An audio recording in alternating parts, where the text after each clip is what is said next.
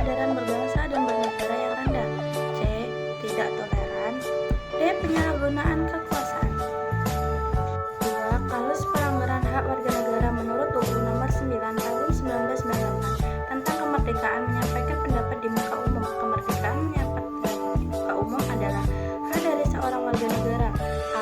Kasus Tanjung Priok tahun 1984. Kasus ini terjadi tahun 1984 antara aparat dan warga sekitar yang berawal dari masalah SARA dan unsur politik. Diduga terjadi pelanggaran HAM yang menyebabkan sejumlah korban meninggal dunia. B. Kasus terbunuhnya Marsina, seorang pekerja wanita PT Catur Putra Surya Porang, Jatim 1994. Ia meninggal diduga korban pelanggaran HAM yang berupa penculikan, penganiayaan, dan pembunuhan.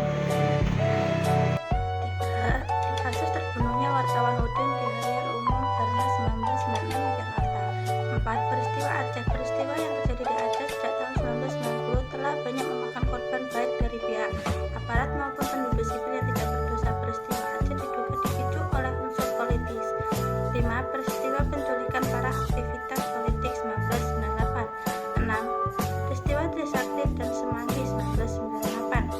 7. Peristiwa kekerasan di Timur pasca jajak pendapat 1919. Kasus pelanggaran HAM terjadi menjelang dan pasca jajak pendapat tahun 1999 di Timur Leste secara resmi ditutup secara penyerahan laporan Komisi Kebenaran dan Persahabatan KKP Indonesia Timur Leste kepala negara terkait.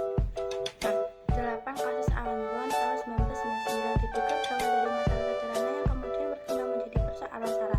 Akhirnya terjadi penganiayaan dan pembunuhan yang memakan banyak korban. 9. Kasus Poso 1998 sampai 2000 telah terjadi di Poso, Sulawesi Tengah yang mengakibatkan banyak korban.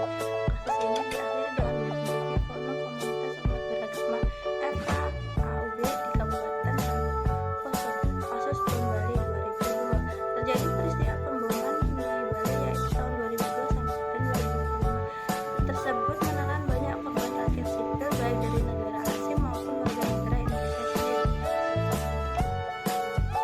B. Kasus pelanggaran HAM. 1. Contoh pelanggaran HAM berhubungan keluarga antara lain: A. Orang tua memaksa keinginan kepada anaknya. B. Orang tua menganiaya anaknya. C. Anak melawan atau menganiaya orang tua atau saudaranya. D. Majikan memperlakukan asisten rumah tangganya sewenang-wenang dan tidak memperdulikan hak-haknya. 2. Contoh kasus pelanggaran hak asasi